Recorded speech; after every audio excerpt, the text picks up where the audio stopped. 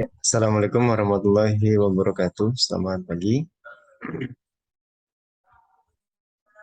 Hari ini kita coba untuk mengulas tentang perjalanan perubahan Undang-Undang Nomor 12 Tahun 2011 tentang pembentukan peraturan perundang-undangan.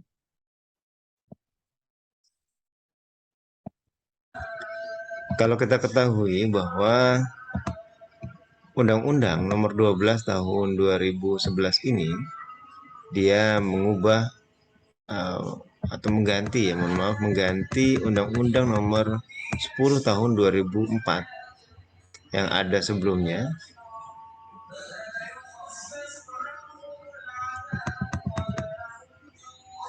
di mana eh, salah satu pertimbangan kenapa diperlukan adanya undang-undang ini adalah agar adanya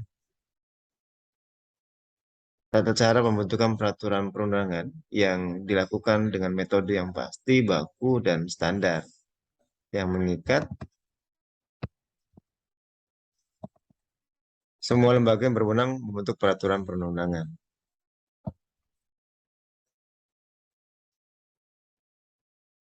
Nah, dalam Undang-Undang Nomor 12 Tahun 2011, materi atau ruang lingkup dari materi muatan itu diperluas tidak saja mengatur pembentukan undang-undang sebagaimana tercantum dalam pasal 22 Undang-Undang Dasar 1945, tapi juga mencakup pula peraturan perundang-undangan lainnya.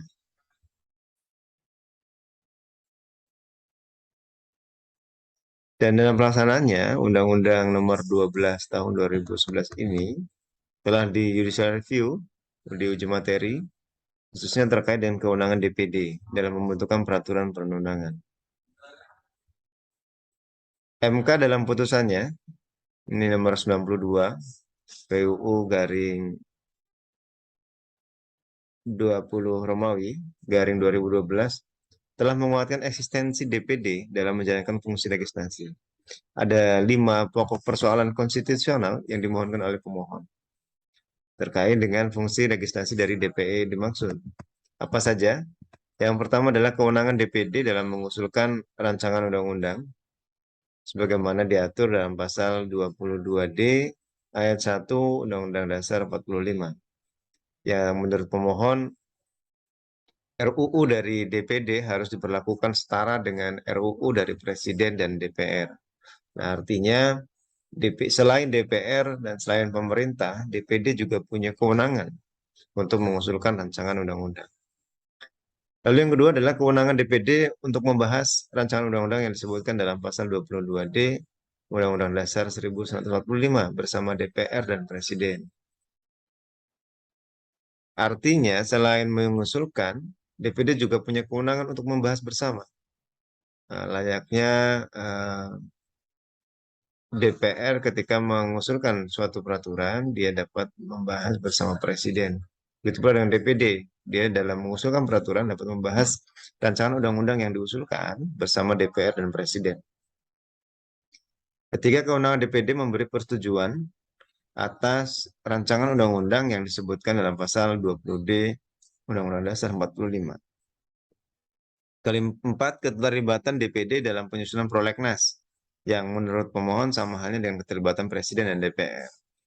Yang kelima, kewenangan DPD dalam memberi pertimbangan terhadap rancangan undang-undang yang disebutkan dalam pasal 22D Undang-Undang Dasar 45. Jadi memang yang menjadi landasan utama si pemohon uji materi dari Undang-Undang Nomor 12 Tahun 2011 yaitu mendasarkan atau menguji eh, Undang-Undang Nomor 12 Tahun 2011 dengan Undang-Undang Dasar 45, khususnya di pasal 22D terkait dengan kewenangan DPD dalam mengusulkan, membahas, memberikan persetujuan, menyusun prolegnas dan pertimbangan dalam eh, rancangan undang-undang.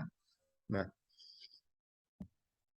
ini diantaranya yang menjadi salah satu landasan sosiologis dari perubahan Undang-Undang Nomor 12 Tahun 2011. Namun bukan hanya ini, ada hal lainnya sebenarnya yang melandasi munculnya Undang-Undang Nomor 15 Tahun 2019 tentang perubahan yang pertama ya, perubahan atas Undang-Undang Nomor 12 Tahun 2011.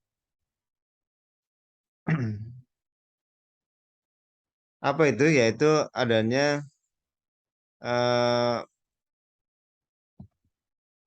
kelemahan yang masih dirasakan dalam Undang-Undang Nomor 12 Tahun 2011, baik dalam proses pembentukan maupun implementasi peraturan perundang-undangan.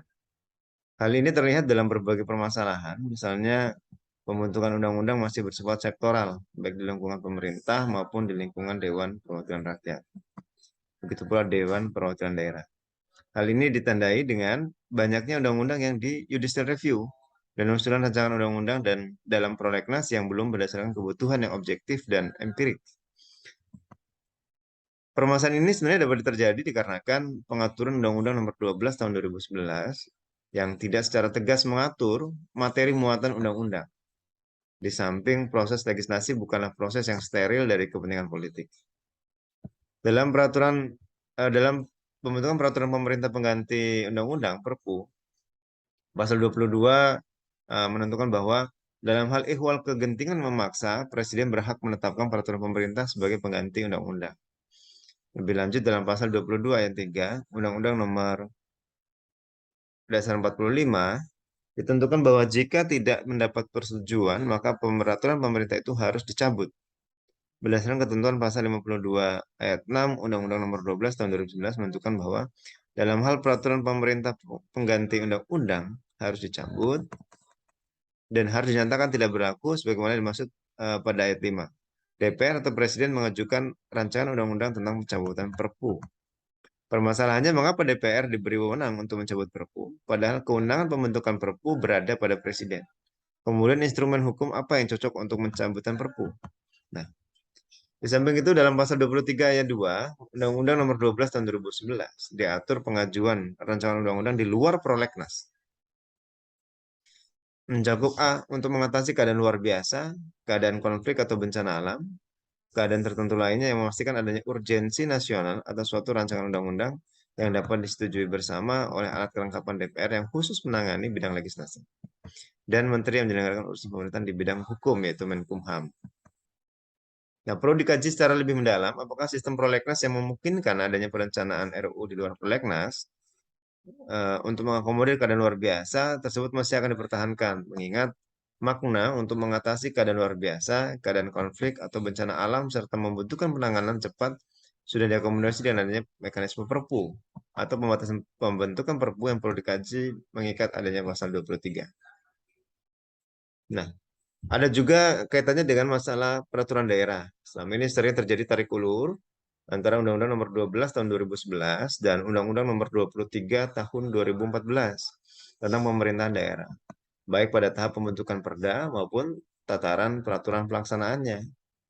Ketidaksinkronan antara kedua undang-undang tersebut, misalnya terdapat dua istilah berbeda untuk maksud yang sama, yaitu program legislasi daerah, sebagaimana tercantum dalam Undang-Undang Nomor 12 Tahun 2011 dan program pembentukan perda dalam Undang-Undang Nomor 23 Tahun 2014. Hal ini perlu dikaji untuk memperjelas keberadaan perda, mekanisme dan tata cara pembentukan perda. Permasalahan lainnya terkait perda, penyusunan perda selain dilengkapi dengan naskah akademik, dapat juga dilengkapi dengan keterangan dan atau penjelasan. Namun demikian, Undang-Undang Nomor 12 Tahun 2011 tidak memberikan format yang baku bagi penjelasan dan atau keterangan. Hal ini membingungkan daerah dan pelaksanaannya.